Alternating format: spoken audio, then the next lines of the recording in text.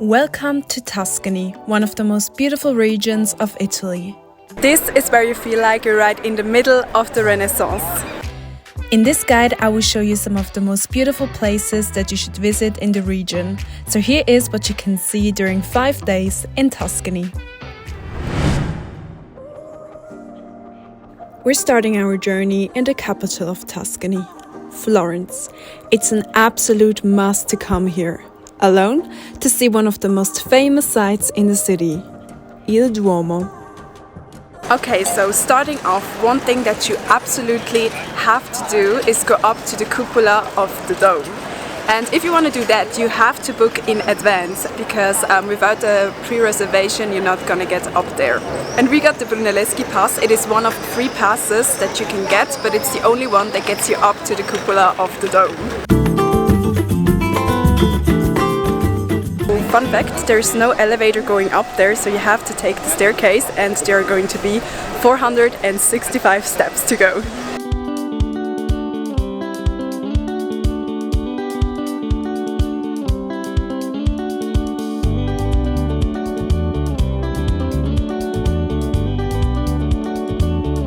So if you're wondering if you should come up here, you definitely should, because it is so beautiful.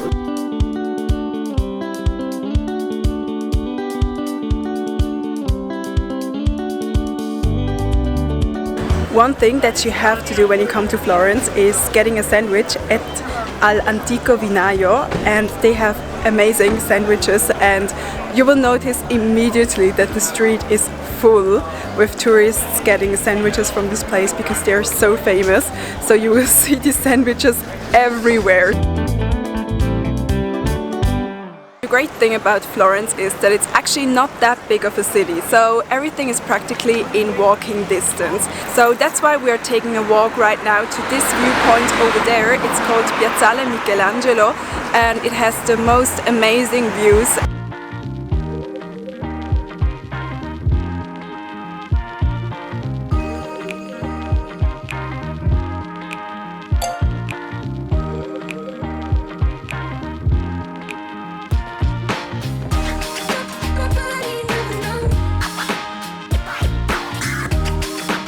Also included in our Brunelleschi pass was the climb to the Giotto Tower, so of course we had to take the chance. Giotto Tower, let's go! It's really nice up there, even though there is a cage. And the great thing is that you can actually see the dome, because when you climb up the cupola of the dome you can obviously not see it, so that's a plus. What's not handled so well, in my opinion, is that you have people walking up and down in both directions in the staircase, but it's manageable.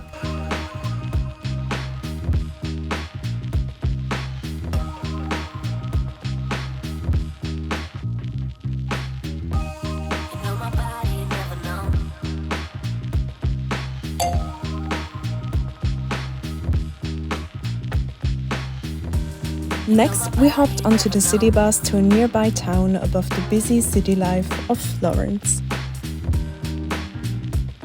Welcome to Fiesole.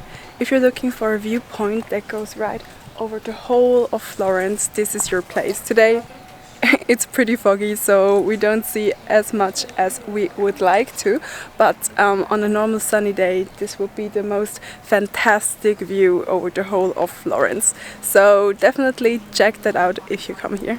Also, the town is pretty cute as well.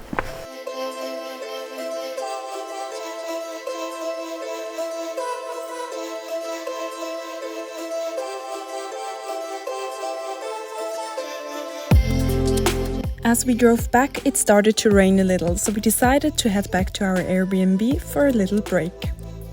Okay, so I want to give you a quick room tour of our Airbnb, because I think it really has the Florence vibe and I love it so much. This is the dining area, and if you go right, you have the first room, and it also has this amazing ceiling. And the view goes straight out to the streets of Florence. And then, if we go back to the dining area, you get to the kitchen, and the kitchen is honestly my favorite thing about this Airbnb. I mean, look at it, it's so cute. I love it so much. And this is the view from the kitchen. Very, very cute. Funny story, this is actually the second time that I've been to Florence, and the first time we stayed at a hotel that was named after one of the Medici, and I was convinced that something in there wasn't right, because I heard, I'm not kidding you, I heard someone playing the flute at night, and it was super spooky, and I was so scared. And you can ask my mom. I was so scared that there were ghosts, and I'm convinced to this day that this place is haunted. This might sound silly, but I was so scared. The second place in the Toscana that we are visiting is Siena, and I'm really excited to explore the city. I have no idea what to expect, so let's go and check it out.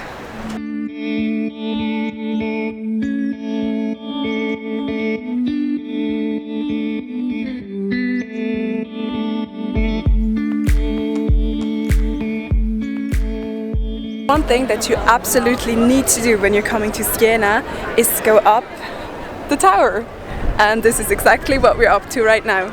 This time we only have to walk 400 steps instead of 464, so that's 64 steps less. Should be easy. How many steps? 400. Oh, good. So Tuscany has you walking quite a bit of stairs, but I believe it is worth every step when you arrive at the top and see the view. Have you noticed the big red square in front of the tower? There is a famous horse race taking place here that's even being broadcasted on television. The fun thing is that the square has a natural decline, so when you stand behind someone you can actually see over their head, and I think that's pretty cool. If you're wondering if it is worth walking up all of the stairs to come up here, I can tell you it is. I mean, just look at the views. It is so beautiful, and you have all of the Tuscany vibes, and you can see all over the hills. It is just so nice. So I can totally recommend that you come up here.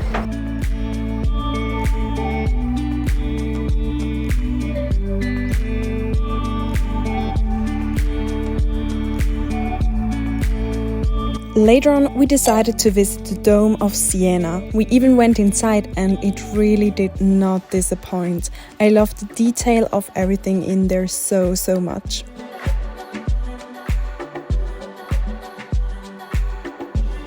Sadly, it was soon time to leave, but Siena definitely became a must-see place for me.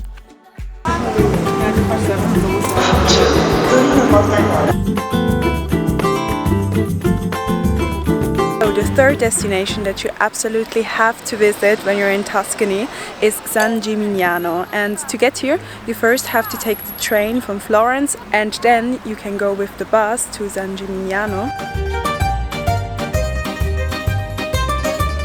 Welcome to San Gimignano. It is currently the beginning of May, and this place is already very crowded. So I can only imagine that in summer this place is packed with people. So I can only recommend that if you come here, you come in the early morning hours or in the late afternoon, because as you can see, it's only getting fuller and fuller. But I can already tell you that coming here is absolutely worth it. I think you can come here by tours. We came here with public transport, and I think both work very fine. The bus, it was actually pretty funny because some guy told us that the timing for the buses is more of a recommendation than it is really fact. So the bus actually came 18 minutes later than planned, and for the people there it was totally normal, which I think is very funny. So if you're going to use public transport, don't take it so seriously and plan a lot of time, because you're gonna need it. San Gimignano is a very cute town. It used to have 70 towers, now there are only 15 left. Can you believe that?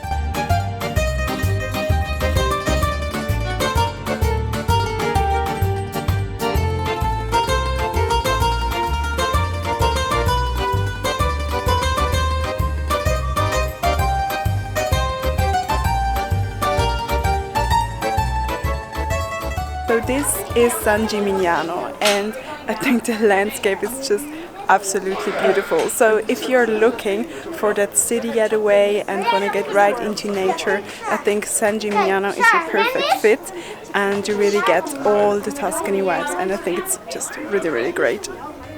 There are lots of guest houses and hotels on the countryside in which you could spend a night here and really soak up the dolce vita lifestyle.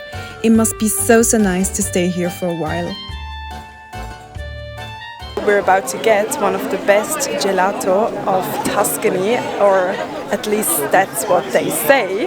So we're gonna try it, and I'm really excited for it.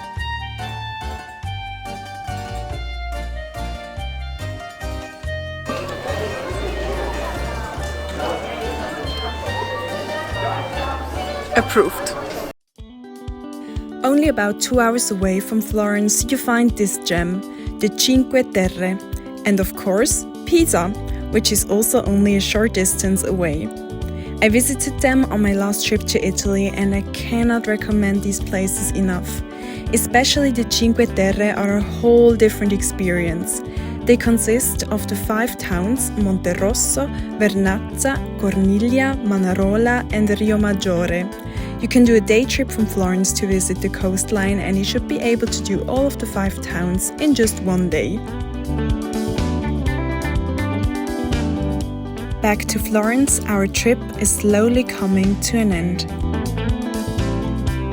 You guys, that's it from my vlog from Tuscany. I really hope you liked this vlog, and if you have some more tips for Tuscany or Florence, let me know in the comments below, and I will see you in my next vlog.